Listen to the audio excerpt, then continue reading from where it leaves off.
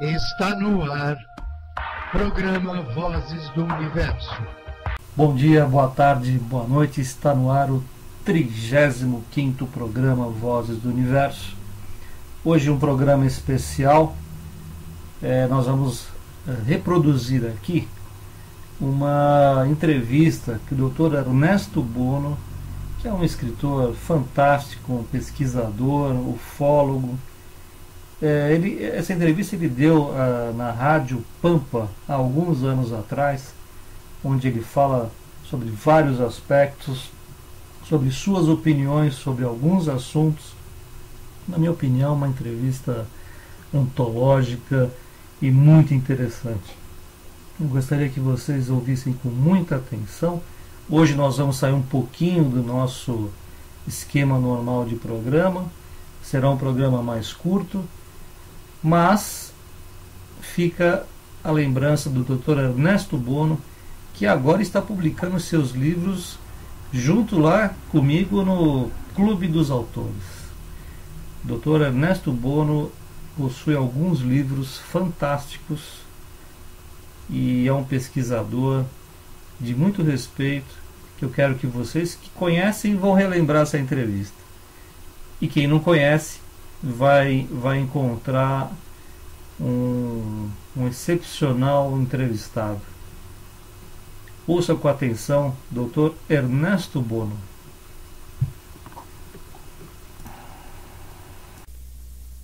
Igrejas é uma coisa ridícula perto deste demiurgo. Esse demiurgo é muito mais astuto e não é tão medonho como o pintam. É pior, no sentido de interferir, atuar e levar a cabo certas coisas. Maquiavélico é palavra de santo. Pois bem, então se este demiurgo teria colocado uma camada plasmática ao redor da Terra, toda nave que provém de outras latitudes além da Terra e Lua, digamos benevolente, ao penetrar nesta camada não consegue mais sair. Fica prisioneira. É como se ficasse escrava. Porque ele armou de uma maneira tal de que tudo que aqui está, nada pode sair. Diria alguém, mas e essas naves humanas que foram para a Lua e para Marte? O que são isso? E será que foram para a Lua e foram para Marte? Bom, façamos de conta que sim. A nível de chão, uma mensagem pictográfica que é vista muito além de onde a Lua está situada, não é? Por outros companheiros. E estes, então, de alguma maneira, lendo esta imagem pictográfica, penetram aqui e não ficam prisioneiros e resgatam os que estão presos aqui. Suspeito, né, que possa ser assim. Mas não tem outra explicação para o tal de guerreiro do deserto da Austrália. Como também não há outra explicação plausível, porque lógico-racional, pelo amor de Deus, nem cabe. Não há outra explicação plausível para os desenhos de Nazca, ou é delírio do Dr. Bono. E tampouco há uma explicação plausível para os fantásticos desenhos dos campos de trigo e de cevada e de outras plantas mais do Canadá, da Inglaterra, da França, dos Estados Unidos e até mesmo do Brasil. Tudo é delírio do Dr. Bono, né? Pois é, né? Pois é. Muito bem, agora temos o Paulo Ricardo. Ele pergunta o seguinte: se o senhor pode fazer um comentário a respeito da notícia que deu nos jornais que uma empresa norte-americana está comprando DNA de pessoas para projeto destinado ao espaço. Que isso, que horror, isso eu não tinha notícia dessa história. Amigo, o que eu posso te dizer? É possível, né? Mas agora, sem maiores informações a respeito, que comentários posso fazer ou que críticas posso levantar? Comprar DNA, meu Deus do céu. Mas enfim, de repente o homem agora virou pródigo, está manipulando o DNA à torto e direito, consegue arrancar DNA daqui, DNA de lá, DNA em cima, DNA embaixo. Consegue ou está engendrando balelas? Hein? Pois é, né? Em todo caso, com relação a essa tua denúncia, eu teria que ter um pouco mais de detalhe para fazer algum comentário mais condizente, viu? Me perdoe. Muito bem, agora tem o Douglas. O Douglas pergunta o seguinte: que os ETs malignos estão provados. Por que então os benignos não se manifestam? Porque existe mais ETs malignos do que os benignos. E se os malignos realmente se livraram dos benignos? Depois ele pergunta se o senhor tem um telefone para contato para trocar ideias. Esse é o Douglas. Pois é. Muito bem. Primeiro vamos responder às colocações deles. Por que os benignos não tomam atitudes e eliminam os malignos do nosso meio? Porque dizem, aliás, toda a sabedoria humana, toda a mitologia, todas as religiões denunciam isso, que lamentavelmente, aliás, até o próprio Jesus, que o maligno tomou conta deste mundo. Este mundo é do Senhor este mundo é do príncipe deste mundo, do trevoso, e não é do Pai Celestial. Pois bem, dizem que este mundo lamentavelmente foi tomado, foi conquistado por este demiurgo e a sua horda de alienígenas espectrais, alfa-cinzentos e etc. Espectrais, alfa-cinzento, reticuliano, rigeliano, reptilianos, povo de Ibis. Ei, quantos são? Você me pergunta, por que os benignos não fazem frente ou não eliminam isso aí do nosso meio? Porque, antes de mais nada, se houver alienígena benigno, ele não vai nunca se transformar em guerreiro justiceiro. A nossa ideia de justiceiro, de guerreiro, de polícia, é totalmente errada. Ela não é corretiva, ela é apenas perpetuadora do mal. Eu compreendo, eu sei que é necessário que exista a polícia, senão seria muito pior. Pois bem, lamentavelmente, ou quem sabe, felizmente, os ETs benignos não usam as mesmas armas, os mesmos elementos para fazer frente a estes negativos. Porque se transformariam em falsos justiceiros, em falsos justos, em falsa polícia, em falso perseguidor de criminoso. Mas não sei se vocês se deram conta, quem persegue criminoso acaba virando criminoso também. Não julgues e não serás julgado, dizia alguém, né? Pois é, o Jesus dizia. Então a coisa está nesse pé. E então diria, mas então estamos liquidados? Não. Os benignos estão apenas esperando um momento especial chamado padrão vibracional que haverá de prevalecer, a fim de que possam penetrar sem combater e os outros se bloqueiem automaticamente e sejam expulsos. Isso que terá que acontecer. E dizem que é para já, que isto brevemente vai acontecer. Oxalá seja verdade. De qualquer forma, é isso aí. Pois bem. Bom, quanto ao meu telefone, dá uma pesquisada que tu vai encontrar. Certo, tá no guia, né? Tá no guia telefônico, né? Pois é. Bom, agora com relação ao Antônio Carlos. O Antônio Carlos pergunta o seguinte: diz, boa noite, doutor Altair Venzão, boa noite, doutor Ernesto Bono. Boa noite. Se é possível dizer e fazer um comentário sobre livros espíritas e a respeito de Allan Kardec. Ora, o que você quer que eu diga a respeito disso? Já você sabe que eu sou capaz de falar mal, né? Mas em todo caso, o que eu posso te dizer? Livros espíritas falam muito do mais além, né? Só que o mais além, de acordo com o espiritismo, é todo um mundo espiritual, de almas desencarnadas, de espíritos desencarnados, com cidades, com seres que sobrevivem no além, tudo numa boa. E são tão maravilhosas as descrições espíritas que eu daria não sei o que para que fossem verdadeiras.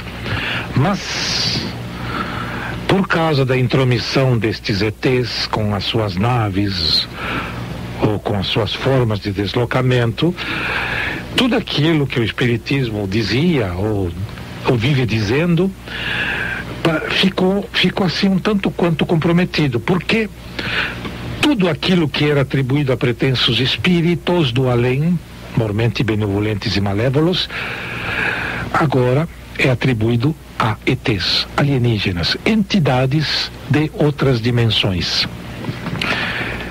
Diria alguém, mas você não está prejudicando com isso o espiritismo? Bem, não estou.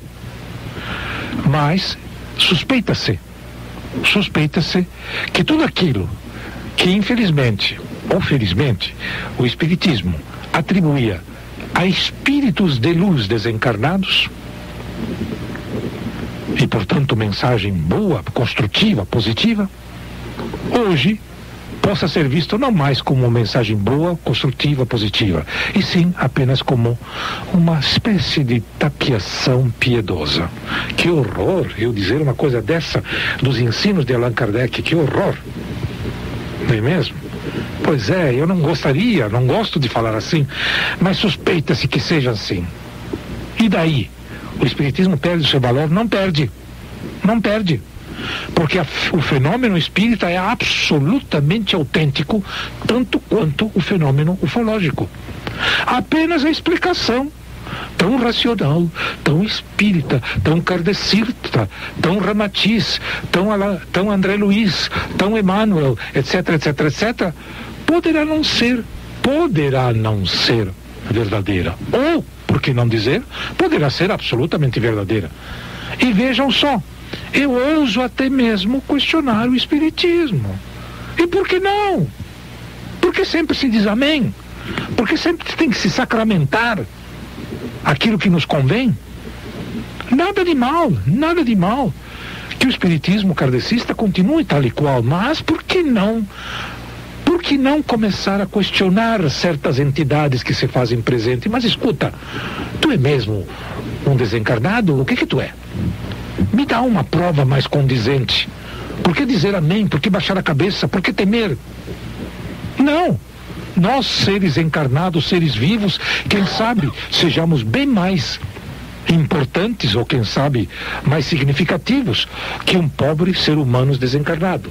E se é verdade aquilo que eu coloquei no meu livro, A Grande Conspiração Universal, de que os seres humanos, logo após o desencarne, são reduzidos, são quase que imobilizados por entidades safadas lá do outro lado, então, pelo amor de Deus, o que é que nos acontece? Bom, se esse danado de Demiurgo se transformou no falso senhor do céu e da terra, como diz o Apocalipse, estamos liquidados, em parte. Mas mesmo assim, o homem tem força, tem capacidade, tem poder, tem vida interior para reagir a tudo isso. E eu não estou pedindo que se aposente ciência, que se aposente espiritismo, que se aposente catolicismo, nada. Tudo deve continuar, apenas tem que ser sublimado, tem que ser dinamizado, tem que ser revivificar. Ai, meu Deus, me encara. Revivificar. Puxa, que coisa difícil. Tá bom. Então é isso que precisa se fazer. De qualquer forma, eu suspeito das mensagens destes tais mestres espirituais. E confesso mais, 25, 30 anos atrás eu ficava abismado com as revelações de Ramatiz. Hoje as reli e francamente, que enrolador. Mas que baita enrolador. E ainda por cima tem a cara de pau de dizer, bem, ainda vai surgir um ser humano que vai revelar as verdades que dizem respeito a Jesus. Porque nós agora não podemos dizê-la. Por que tu não pode? Por que é que tu, Ramatiz, não pudeste dizer estas verdades nos teus famosos livros relacionados a Cristo? Por que tu não disseste? Por que um ser humano tinha que dizer? Pois é, né? Pois é. Agora tem o Vanderlei, ele pergunta se o senhor pode falar sobre a cultura racional. Não me recuso. Tá bom. Agora a Carmen do Camaquã, de onde o Dr. Bono tira as informações? Ele confirma as informações que recebe? É a Carmen. O senhor confirma. Ele confirma? É. Confirma pela repetição aqui, ali, acolá, em cima, embaixo, por tudo quanto é lado. E até mesmo pelas críticas que os contrários fazem. Quando há um escândalo e se levanta a negativa, isso é falso, principalmente por autoridades comprometidas, podem crer que alguma ou muita verdade existe na tentativa de desmistificar. Como foi o caso daquele alienígena da autópsia que fizeram naquele alienígena, que era uma remontagem, mas calcada em fatos verdadeiros. E como era o caso dos tais de chupacabra, que francamente pouco se me dá, mas que são um fato inquestionável, investigado por amigos, inclusive, falei com algum lá do Ceará, do um tal de Ataíde, que ele investigou em pessoa, ele chegou, não digo ver o dito cujo, mas viu o estrago que o dito cujo costumava e costuma ainda fazer.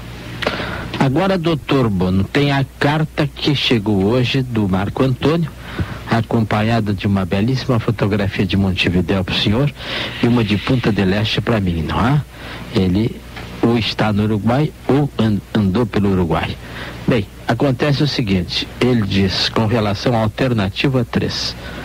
Por relatos seus em diversas ocasiões, a dita alternativa 3 seria uma sinistra e tétrica arquitetação de um grupo ou alguém que, através de pretensas vacinações ou inoculações, em massa na população africana, asiática e sul-americana, estaria na realidade envenenando estas populações com antígenos propagadoras de AIDS, a fim de matar e exterminar a vida biológica e assim apropriar-se de todos esses países, apropriar-se de suas terras, matas, recursos hidrominerais.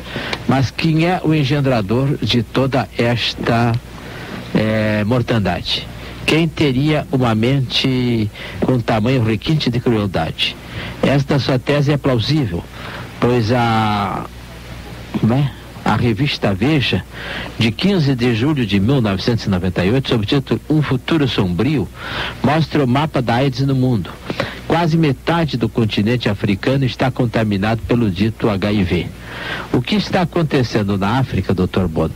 Porque a população aceita tal antígeno no sangue? Quem lá está a aplicar este veneno letal em pessoas como se essas fossem cobaias? O que falar do assunto de modo mais abrangente? Se há fundamento real naquilo que se chama alternativa 3, algo além de meras arquitetações humanas estaria por trás desse mega holocausto, digamos. Forças demoníacas, forças espirituais do além, enfim, forças infernais estariam agindo nesse sinistro propósito. O que lhe parece? Ou quem sabe UFOs? E assim por diante. Essas são as perguntas a respeito da alternativa 3. Puxa. O senhor pode falar a respeito disso? Pergunta o nosso ouvinte Marco Antônio Ripo, do Jardim Botânico. Bem, vejam bem, alternativa 3. Lá por volta de 1955, isto é, ainda nem se falava em poluição, os pretensos cientistas avançados e sábios do mundo ocidental se reuniram, não sei em que lugar, parece que foi nos Estados Unidos, e fizeram um levantamento da situação do mundo e do que estaria para acontecer com este mundo se a indústria, o comércio, seguisse em frente nessa sua corrida gananciosa de cada vez mais, ou cada vez um lucro maior, e tudo poluir e tudo destruir. Primeiro. Em segundo lugar, se a humanidade continuasse se reproduzindo adoidadamente como vinha e como vem se reproduzindo. E chegaram a conclusões nefastas, assim, sombrias. E apresentaram 3 alternativas como solução. Ele, cientista, eu acho que nem cientista era, porque um cientista decente não se meteria a fazer estas coisas que essa turma doidada das alternativas 1, 2 e 3 fez, ou sugeriu que os outros fizessem. De qualquer maneira, estes adoidados da alternativa 1, 2 e 3, que não são cientistas e não podem ser,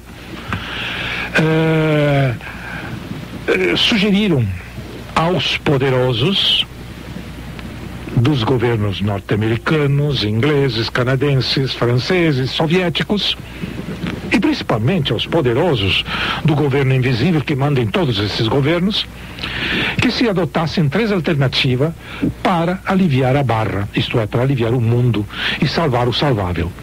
A primeira alternativa era abrir um buraco na camada estratosférica e fazer com que através de abrir um buraco por meio de explosões de bombas de hidrogênio. Imaginem só, né? E fazer com que, através desse buraco aberto, se evadisse o ar poluído para o vácuo externo, e com isso aliviaria o efeito estufa que está se armando. Olha a África, que está morrendo lá, o pessoal está morrendo de seca. Olha o Nordeste, é claro, é atribuído a El Niño, mas não é. E com isso aliviasse o efeito estufa e mil coisas da poluição. Só a alternativa 1 não foi levada a cabo porque, de fato, constataram que o tiro sairia pela culatra. E principalmente constataram também que se fizessem estourar bombas a uma grande altitude, poderia dar uma reação em cadeia, porque descobriram, através da camada de Van Allen, que ao redor da Terra existe uma quantidade de isótopos, isóbaros, isto é, elementos atômicos instáveis, que poderiam, com esta explosão, fazer uma reação em cadeia, isto é, fazer com que, ao invés de uma única bomba explodir, de repente começasse a explodir não sei quantas, em cadeia. E aí, então, o mundo viraria uma bola de fogo. Então, nada de alternativa 1. Alternativa 2 foi posta em prática, mas não se revelou suficiente. Preconizava que se criassem mundos subterrâneos, cidades subterrâneas, para nelas meter certos seres humanos privilegiados, certos gêniozinhos, certos indivíduos donos do dinheiro, donos do poder, certos indivíduos especiais, certos sábios, certos técnicos, certos artistas, como aliás ficou razoavelmente explicitado num filme ficção, mas que não tinha nada de ficção, chamado Impacto Global. Passou há pouco tempo, de um tal de meteorito que teria caído na Terra, e antes de que ele caísse, haviam enfiado lá para dentro uma parte da população dos Estados Unidos, os melhores, né? E o resto foi deixado para que morresse. Então, alternativa 2 foi levada a cabo, está sendo levada a cabo. Essas cidades estão sendo construídas efetivamente, só que se revelaram insuficientes para abrigar os eleitos. E disseram o seguinte: ao resto da população, deixar o resto da população na superfície para que se matem reciprocamente ou acabem se envenenando entre si, por causa da poluição e principalmente por causa de uma porção de medidas adotadas muito estranha, como por exemplo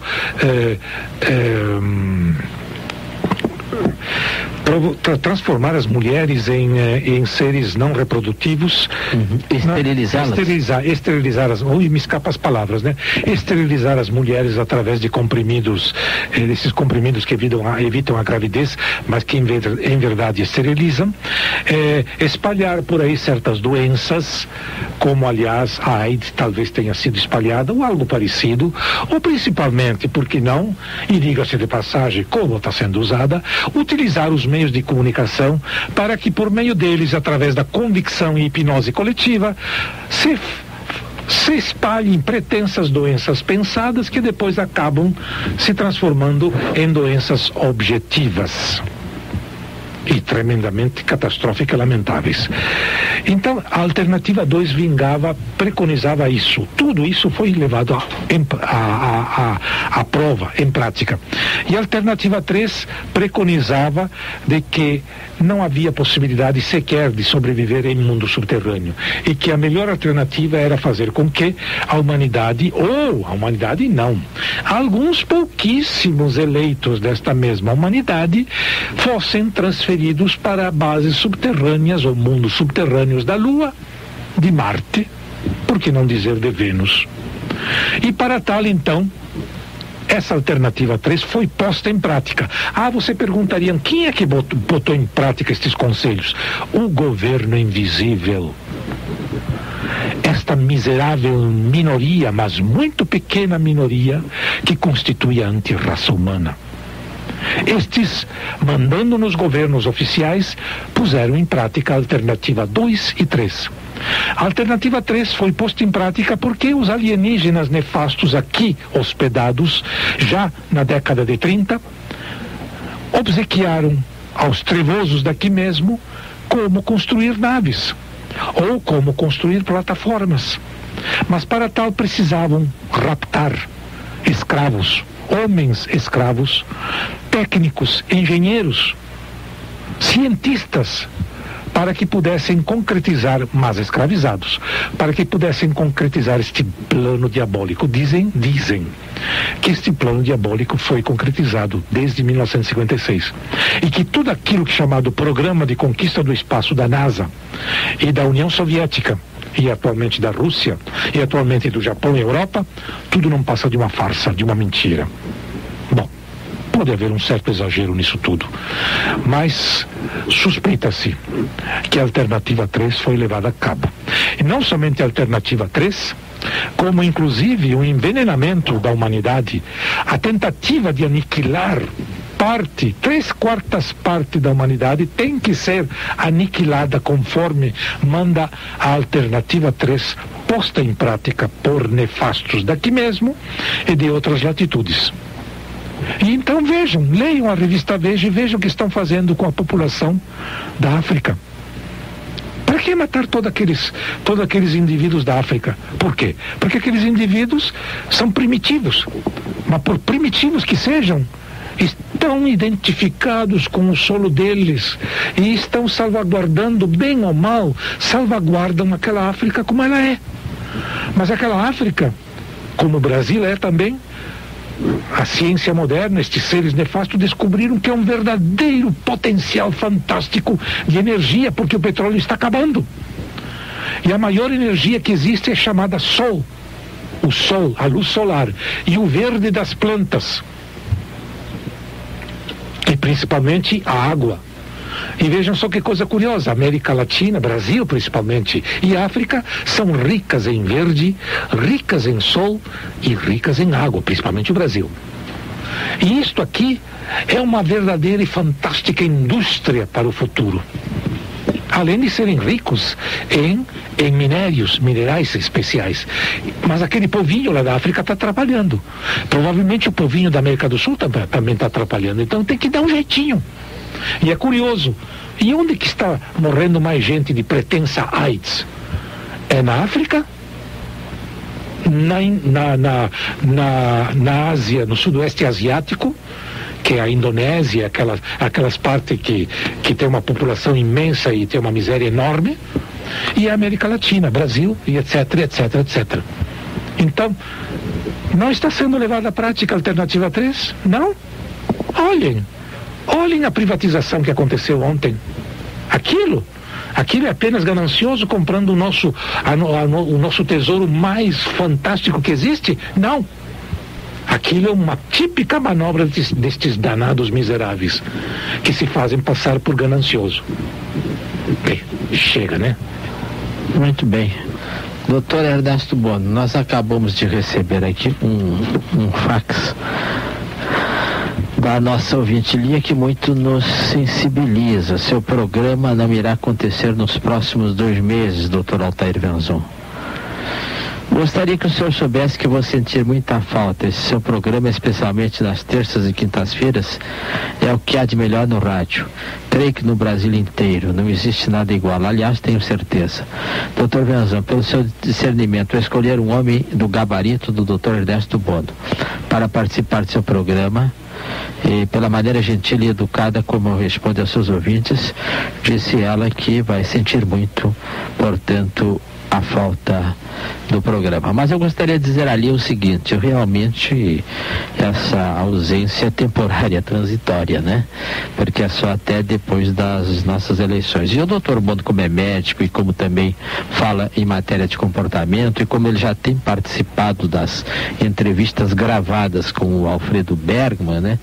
Por certo, terá claro, em algumas ocasiões aí a oportunidade novamente de gravar essas entrevistas com o Alfredo Bergman. Isso. Porque justamente o que vai substituir esse programa a partir de segunda-feira vai ser Saúde e Comportamento. Aquelas excelentes gravações que o nosso querido colega Alfredo Bergman faz aqui com o pessoal do programa, é o que vai substituir o programa Comunicação Pampa durante o período da nossa ausência, né? E é evidente que o professor Helmut Simon, o doutor Ernesto Bono, o doutor Enia Guzoli, o Beto Meche, o José Hildo, os partícipes tradicionais desse programa, quando não estiverem em férias também, porque a maioria vai também tirar férias em agosto, né? Agora, né? Nesse mesmo período de agosto também vou aproveitar e desfrutar um pouco de férias, fugindo um pouco do nosso frio, um frio relativo, tem dia de frio, tem dia que não é de frio, né? Mas de qualquer maneira, nós ficamos agradecidos pela Lia, pela sua mensagem, pela mensagem que ela nos transmitiu, e dizer que não vai haver solução de continuidade, né? Os programas de saúde e comportamento vão nos substituir, os nossos tradicionais interlocutores vão continuar conversando conosco, o doutor Ernesto Bono, e no nosso retorno, que deverá ser breve no rádio aqui, no prosseguimento do programa Comunicação Pampa, contaremos novamente com os interlocutores. Obrigado, Lia, pela mensagem, pelo fax, Lia, viu? E, obviamente, eu gostaria também de agradecer aos ouvintes que nos escreveram cartas hoje. Bom, a Lia escreveu, primeiro ela mandou um fax, nós temos mais um fax que também nos veio do ouvinte, do nosso prezado ouvinte Brenner, né? É o Floriano Brenner, Floriano Brenner, aqui do bairro Santa Teresa. Também temos o fax da Lia, também temos a carta do Marco Antônio Ripple.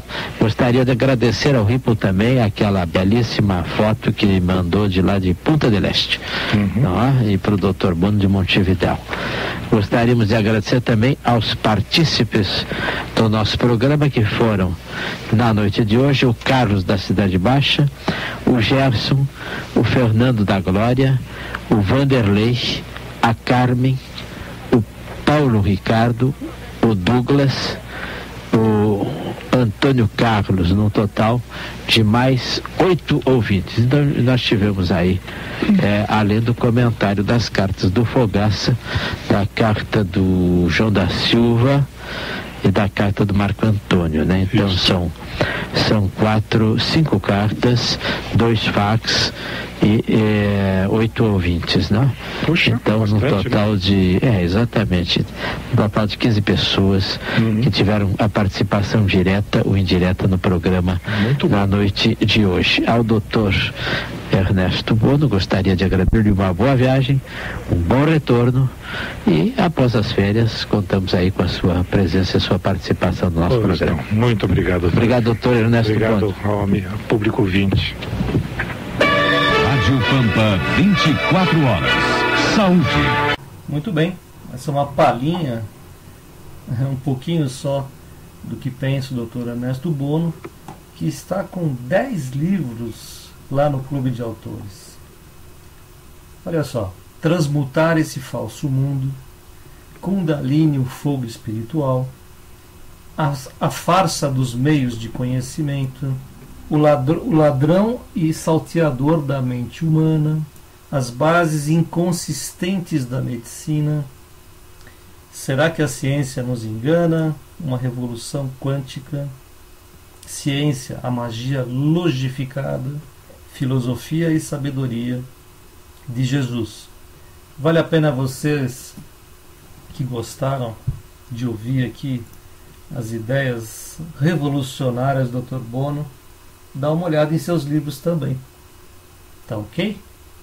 Espero que vocês tenham gostado desse programa curto, um programa de carnaval. Espero ver vocês semana que vem aqui, quando tudo estiver mais calmo, no programa Vozes do Universo. Um grande abraço. Tchau.